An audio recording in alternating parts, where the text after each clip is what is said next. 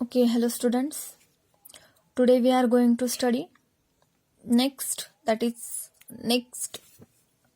points of unit number 3, that is design and analysis of singly reinforced section.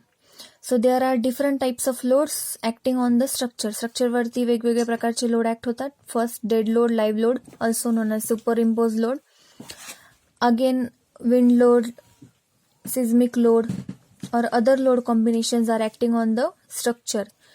These loads and their values are given in IS 875/1987 from part 1 to 5. For dead load, part 1 is referred, and for live load or superimposed load, part 2 is referred. Okay, next point in unit 3, that is limit state of collapse assumption in flexure. Already in the last lecture we have studied what is the limit state and what are the types of limit state. So this is limit state has two types: limit state of collapse, limit state of serviceability. So we are going to study the assumptions in limit state of collapse, especially in flexure, torsion आणि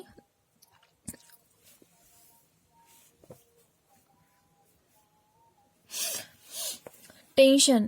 हे 3 प्रकारचे जे forces आहेत किंवा तर त्याच्यामध्ये आपण काय करतो, फ्लेक्झरसाठी आपल्याला काय करायचं, लिमिट स्टेट ऑफ कोलॅप्सचा अझम्पशन स्टडी करायचे.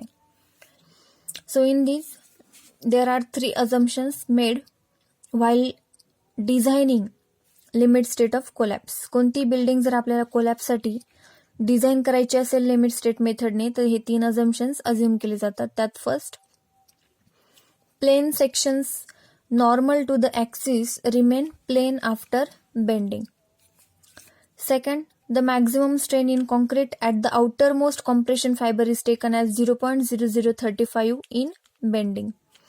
And last one, the relationship between compressive stress distribution in concrete and the strain in concrete may be assumed to be rectangle, trapezoidal, parabola or any other shape, which results in prediction of strength in substantial agreement with the result of test. So what are the meaning of these 3? I will explain. Suppose this is the cross section of beam and this is the neutral axis.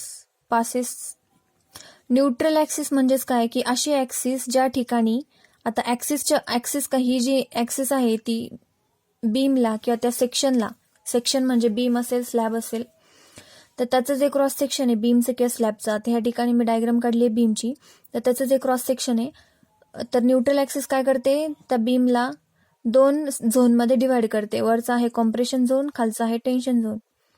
मग neutral axis म्हणजे असं region किंवा असा plain ज्या प्लेनला compression आणि tension काय असतं, इक्वल असतं. मग त्या पॉइंटमधून काय होते, जे ऍक्सिस पास होते तिला आपण म्हणतो न्यूट्रल ऍक्सिस. न्यूट्रल म्हटलेलं आहे कारण न्यूट्रल म्हणजे इथं जे काही पॉइंट्स असतील त्या ठिकाणी कॉम्प्रेशन आणि टेन्शन काय असणार आहे, इक्वल असणार आहे किंवा नील होणार. त्यामुळे म्हणजेच थोडक्यात काय, इथं जे काही फोर्सेस असतील ती काय नील असणार.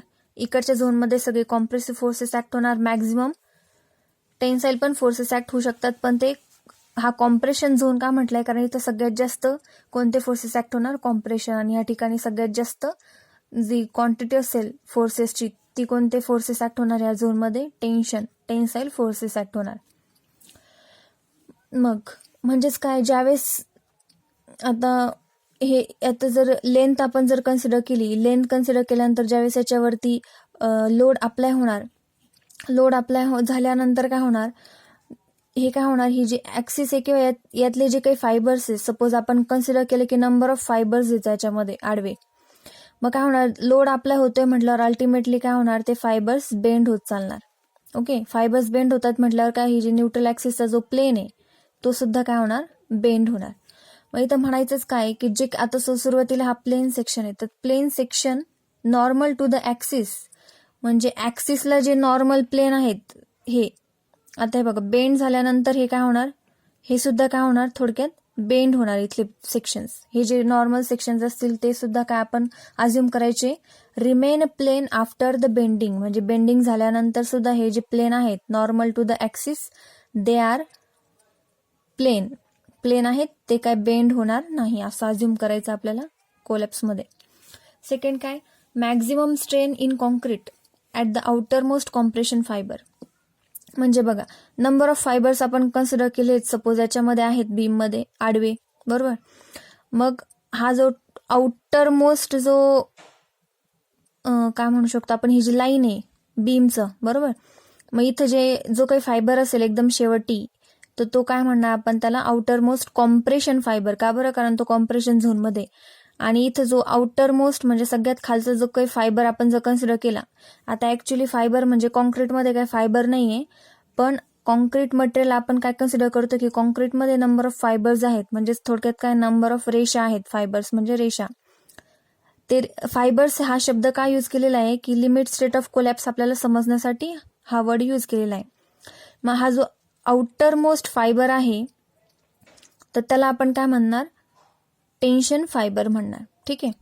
मग जे आउटर मोस्ट कॉम्प्रेशन फायबर आहे तर त्याच्यामध्ये मॅक्झिमम स्ट्रेन कॉन्क्रीटमध्ये किती डेव्हलप होते, 0.0035. कशामध्ये, व्हेन बेंडिंग. म्हणजे बेंडिंगमध्ये मॅक्झिमम स्ट्रेन किती डेव्हलप होतं आउटर मोस्ट फायबरमध्ये, आउटर मोस्ट फायबरला 0.0035 एवढा मॅक्झिमम स्ट्रेन डेव्हलप होईल असं आपल्याला अज्युम करायचंय, त्याच्यापेक्षा जास्त नाही. Relationship between the compressive stress distribution in concrete and the strain in concrete may be assume to be rectangle, trapezoidal, parabola or any other shape. आता याचं मिनिंग जे आहे ते नेक्स्ट पॉइंटमध्ये तुम्हाला क्लिअर होऊन जाईल. म्हणजे स्ट्रेस आणि स्ट्रेन कॉन्क्रीटमध्ये जे काही स्ट्रेस स्ट्रेन डायग्राम, आता स्ट्रेस स्ट्रेन डायग्राम तुम्ही स्टडी केलेली असेल, तर कॉन्क्रीटसाठी जी स्ट्रेस स्ट्रेन डायग्राम आहे तर ती स्ट्रेस स्ट्रेन डायग्राम काय होते, एक तर म्हणजे त्याचं जे काही व्हॅरिएशन आहे स्ट्रेस टू द स्ट्रेन, तर एक तर रेक्टँग्युलरी व्हॅरी होईल, ट्रॅपेझॉइडल किंवा पॅराबोलिक असेल. ठीक आहे, असं आपल्याला काय करायचं आहे, अज्युम करायचं आहे. नेक्स्ट,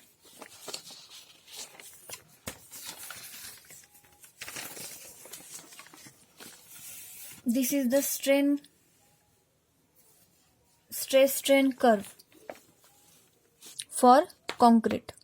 आता इथे बघूया, आता इथे काय, पॅराबोलिक स्ट्रेस स्ट्रेन व्हॅरिएशन होत आहे, नंतर काय होतंय, लिनियर व्हॅरिएशन, किंवा जो स्ट्रेस आहे तो आपला स्ट्रेन, आता एक्स ऍक्सिसला काय आहे स्ट्रेन, वाय ऍक्सिसला स्ट्रेस आहे.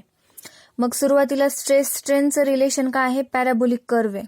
कुठपर्यंत, जोपर्यंत कॉन्क्रीट मधला स्ट्रेन हा 0.002 पर्यंत आहे तोपर्यंत. जेव्हा कॉन्क्रीटमध्ये स्ट्रेन हा 0.002च्या पुढे जाईल त्यावेळेस काय होतंय, कॉन्क्रीटमध्ये स्ट्रेस आणि स्ट्रेनचं रिलेशन काय, स्ट्रेट लाईन येते. स्ट्रेट लाईन म्हणजेच काय, स्ट्रेन जरी इन्क्रीज झाला कॉन्क्रीटमध्ये तरी स्ट्रेस काय राहतोय, कॉन्स्टंट राहतोय. ठीक आहे, अशा पद्धतीचं हे रिलेशन.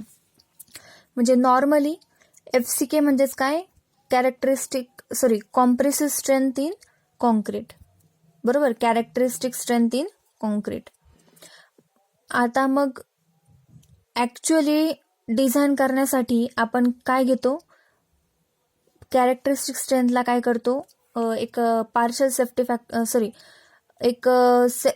सेफ्टी फॅक्टरने थोडक्यात डिव्हाइड करतो, ऍक्च्युली हे येते. मग एक मल्टिप्लाइंग फॅक्टर आहे 0.67 FCK, हा यूज केला जातो, याला म्हटलं जातं compressive strength of the concrete.